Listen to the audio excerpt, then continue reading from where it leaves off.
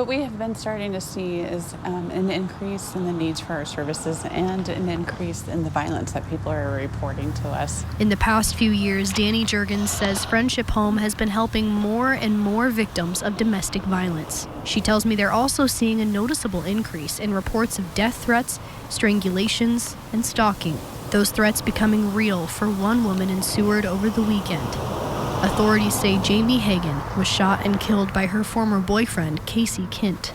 Hagen had a protection order against Kindt, but late Saturday night, the state patrol says he went to her home, shooting and killing Hagen, and then shooting himself. He's in critical condition at UNMC. Jurgens says the homicide is weighing on the minds of many here in the Lincoln area. It's absolutely terrifying. It's disheartening to those that are working here, to those that we're serving. Seward's not too far away.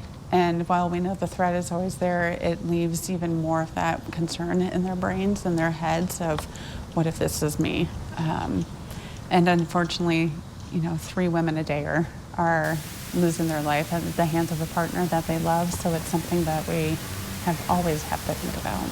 Jurgens says victims are at the highest risk when they're preparing to leave a violent situation. She tells me for many people, making the decision to leave or tell someone about the abuse is difficult. If you're somebody and a loved one is coming to you and talking about domestic violence, the number one thing I can say is listen to them and believe them.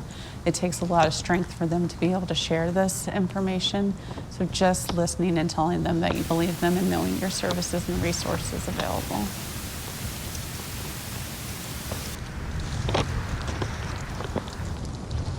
If you or someone you know is a victim of domestic violence, you can call the Friendship Home Crisis Line at 402-437-9302. It's available 24/7 and you can remain anonymous. Reporting live in Seward, Mackenzie Johnson, Channel 8 News.